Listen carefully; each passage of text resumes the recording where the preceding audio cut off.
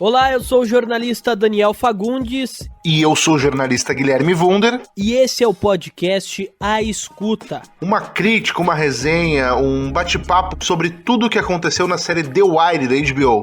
Finalizada em 2008, The Wire é considerada uma das séries mais importantes da história. E para tentar entender os motivos, nós criamos o podcast A Escuta, onde você pode acompanhar essa descoberta junto com a gente.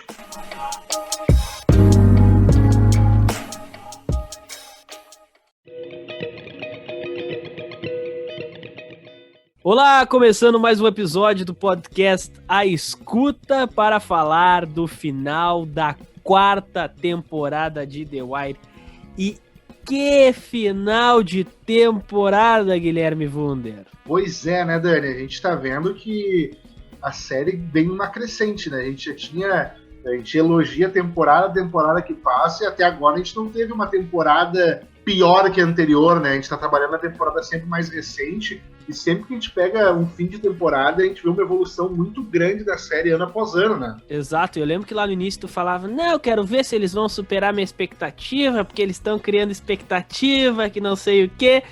Faltando uma temporada, qual é a tua resposta pra essa pergunta? Ah, com certeza eles superaram a minha expectativa, assim, principalmente nessa temporada. Porque essa temporada talvez seja a temporada que não acontece o que a gente reclamou no final de todas as temporadas, que era a correria para terminar a temporada e resolver todos os casos de uma vez só. Isso é uma coisa que incomodava a gente nas outras temporadas, incomodou pelo menos muito eu, mas acredito que incomodou tu também. E dessa vez a gente não tem isso, então acho que isso já mostra uma grande evolução e apresenta, assim, muita coisa legal que vai vir na próxima também. É isso.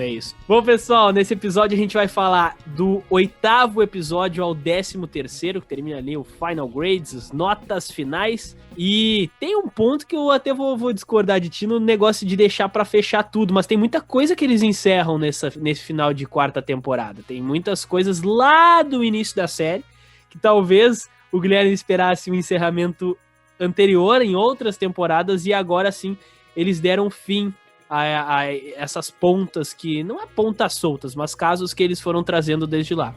Eu gostaria de começar falando, Guilherme, de quantas, eu falei bastante no último episódio, mas quantas reformas e mudanças a série trouxe, tanto em relação ao tema, tanto em relação a ela, em relação aos personagens.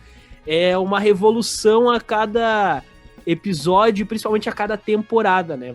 Tu citou agora há pouco, assim, que realmente mudou um pouco o jeito deles fazerem as coisas, de não acelerar tanto, e como The Wire se reinventa durante todo o tempo que ela ficou no ar. Eu acho que esse é o grande ponto dela, assim, ela conseguiu se reinventar durante todo esse tempo e deixando a série cada vez melhor mesmo, como tu também falou.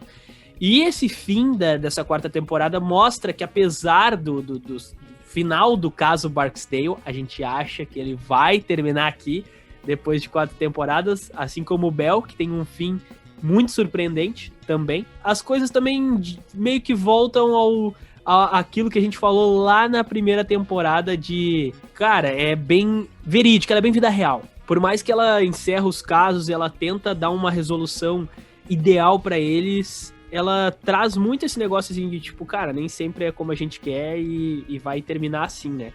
O que tu achou disso, assim? Tu não acha que eles trazem esse pé no chão, conforme trazem toda a série? Ah, com certeza, assim, a gente vê, primeiro que essa temporada é a temporada que eles menos têm medo, me passa essa impressão. Por exemplo, assim, a gente vê que protagonistas de temporadas anteriores, nas 3 temporadas anteriores, não são mais utilizados com tanta frequência, eles ousam a trazer personagens novos, como as crianças que a gente já vinha falando desde o início da temporada, como o Marlon ganhando muita importância também. Além disso, ele consegue, cara, encerrar muito bem os arcos. Quando eu falei antes que me incomodava, o que me incomodava, na realidade, não era deixar para encerrar no final. Era o jeito que eles encerravam, de encerrar 5, 6 arcos ao mesmo tempo.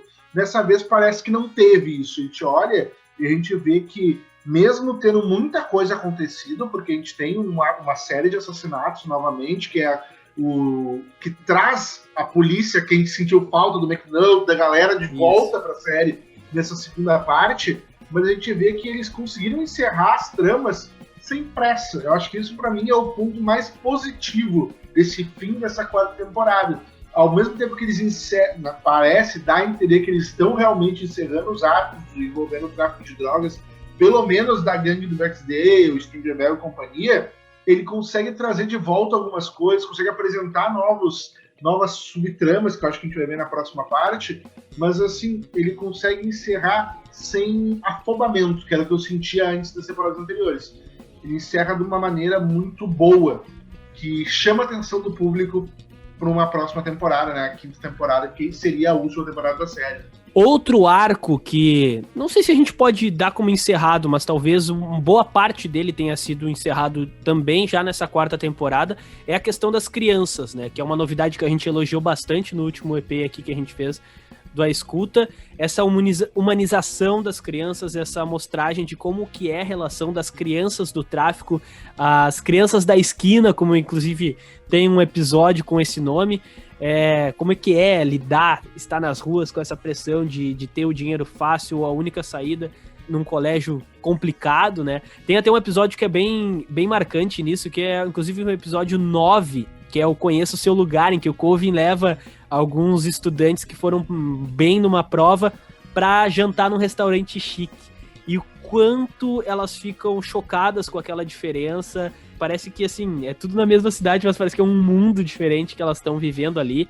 Eu achei muito legal, assim, essa parte das crianças, mostrar essa realidade, mostrar essa humanização, a complexidade que é. Porque, por exemplo, no caso do Namond, o Colvin tenta ajudar ele o tempo inteiro, e a própria mãe dele quer que ele siga no tráfico, porque era onde o pai dele ganhava dinheiro, onde o pai dele, até hoje, né, consegue sustentar a família por estar lá na prisão, enfim, ter feito os acordos com o Barksdale.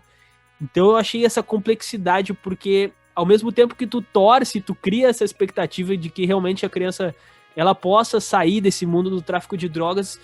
Eles deixam bem profundo, mostrando que não é bem assim, que não é fácil e que, enfim, até o Colvin que tentou fazer isso, é a segunda vez que o Colvin pega algum negócio barra pesada e no fim talvez ele não consiga fazer tudo do jeito dele, né? Fazer como ele realmente queria. O resultado talvez não seja o ideal no caso, mas nos dois, enfim, achei válido assim a ideia deles. Não, o Namond tem, pra mim, um dos arcos mais legais, né? Porque ele começa essa temporada, se a gente resgatar lá no início da temporada, né?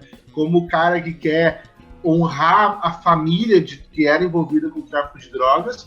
E no último episódio dessa temporada, o Calvin vai lá no presídio pedir pro pai dele para deixar ele adotar o Namond, né? O Namond termina essa quarta temporada saindo do tráfico de drogas e indo morar com o Calvin como se fosse um filho. Ele é adotado pelo Calvin no fim dessa temporada. Então acho que ele talvez seja o personagem de maior evolução na série. Talvez seja um pouco inverossímil uma mudança tão rápida. Podemos entrar nesse debate se seria viável no mundo real, mas assim, independente disso ou não, ele é o personagem que mais mostra evolução, porque por mais que desde o início da série a gente via ele envolvido com o tráfico de drogas, a gente via que ele era um cara que não sabia brigar, que era um cara bem sensível em alguns momentos, e que ele estava meio avulso naquele mundo do tráfico de drogas. E é muito legal o jeito que termina, e até se não me falha a memória, é nesse último episódio que o pai dele ainda convence a mãe dele, deixa, não adianta, e o Calvin acaba adotando. E tu tem noção também que o quão bem trabalhado é o Namond, e tem o outro, a outra criança que é o Michael, que é o Tristan Wilds, interpretado pelo Tristan Wilds, que no início dessa temporada eu pelo menos pensava, bom, o Michael é o cara que é mais sensível, que se preocupa com o Duquan, tá sempre, que é uma outra criança, com o Randy, ele sempre tentava defender todos esses amigos na rua, se preocupava com quem fazia bullying e tal, e a gente tem uma virada desse meio de temporada completamente, assim, os dois se tornam os opostos. O Namond, que era o cara mais vagabundo que não queria nada e também não queria nem o tráfico, ele só tava querendo, enfim, viver a vida do jeito que dava, levar, no caso. Ele se torna esse cara que tem uma evolução, como o Guilherme falou, para tentar fugir do tráfico de drogas, e o Michael tem uma guinada se transformando fortemente, ganhando um baita de um destaque na série. Inclusive ele faz o ataque ao policial Walker, faz o ataque ao Bodhi, ele assassina o Bodhi. Então são dois opostos, assim, e completamente diferentes do que a gente esperava no início da série. Achei muito legal, porque foi bem retratado pra mim, porque, assim, por mais que o cara tenha assassinado e feito tudo isso, eles trabalharam muito bem nos motivos do Michael, assim como do Namond. São duas realidades bem complicadas, família no tráfico de drogas, complicada a situação do padrasto dele ali também. Então, cara, se tu para pra pensar, assim, é muito louco como eles começaram esse arco e finalizaram, assim, pra mim foi muito, muito, muito bom. E Guilherme, fala, levantou o dedo, fala. Não, cara, que assim como tu falou do Mori, eu acho que vale a pena a gente falar também que essa quarta temporada, essa segunda parte, ela também traz muita questão referente aos informantes, né? A gente tem o Bubbles, né, que é um informante que vem desde o início da série e que agora, sem a Kima trabalhando diretamente no mesmo departamento, ele acaba se transformando em informante de outro policial, ele acaba se tornando o informante do Herc, e a gente vê ali que acontece muita coisa com ele, que a troca que havia entre informante e polícia não é respeitada pelo Herc. E o Bubbles, ele acaba se tornando um informante para contar que o Herc vai ajudá-lo, que ele estava apoiando na rua, estava sofrendo muitas situações na rua. E ao mesmo tempo que a gente tem essa relação, a gente também tem a relação do Buddy, né? Que é o que tu falou do Buddy, porque o Buddy, ele estava prestes a se tornar um informante, ele ia fazer uma delação, pode-se dizer assim, e ele acaba sendo assassinado na última hora, né?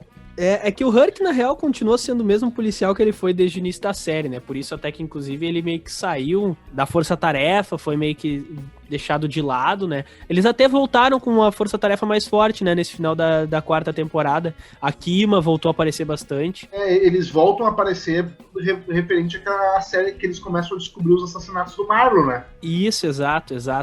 Mas realmente, essa história do Bubs mostra muito a relação de informantes e policiais e como, enfim, precisa ser protegido. Até no McNulty parecia que ia proteger, até parece que não foi tão culpa dele, né? Diferente do caso do Herc, que, enfim, ele deixou o Bubbles à mercê e aí a gente viu o que aconteceu. E, Guilherme, acho que a gente já pode se encaminhar para o final aqui e falar também sobre o arco político, que, enfim, botou o pé na porta e parece que não vai mais sair da série. O McNulty parece ter confiado no prefeito Carceri, que realmente agora parece... A gente falou no último episódio, é meio que a confusão que a gente ficou, mas agora tá lá, é o prefeito. O Carceri começa a enfrentar os primeiros problemas políticos.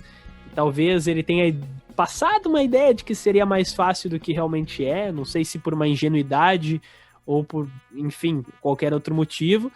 E aí, inclusive, o último episódio, que é as notas finais, tem tanto referência à escola, né, que é a avaliação da escola, mas também aos números de assassinatos da polícia, as estatísticas, que mesmo com um novo prefeito, com uma nova ideia, volta a relação dos números, a gente precisa... que os números estejam palatáveis para a imprensa e para a população, né? Ah, com certeza, assim, acho que a gente até ficou nessa dúvida, e a gente vê que dá a entender que isso vai ficar muito presente dentro da próxima temporada, principalmente nessa questão de números, né, nessa questão de metas e na questão de recursos, investimentos que a polícia vai receber. Acho que essas são as grandes dúvidas, assim, que a gente fica para essa próxima temporada. Apesar que as drogas vão seguir, através do Marvel, pelo menos dá a entender que vai seguir, a gente vê essa outra situação, assim, do como é que vai seguir a trama política. E entrando nas curiosidades, Dani, como a gente estava falando, tu falou agora do McNulty, a gente até explicar que o McNulty, que é interpretado pelo Dominic West, ele teve um papel menor, ele apareceu menos nessa quarta temporada, porque ele estava trabalhando muito com teatro e queria estar mais perto da família dele, por isso que ele aparece menos. Tanto é que a gente falou isso na primeira parte, né, dessa quarta temporada, no episódio anterior, que a gente estava sentindo a ausência um pouco dele.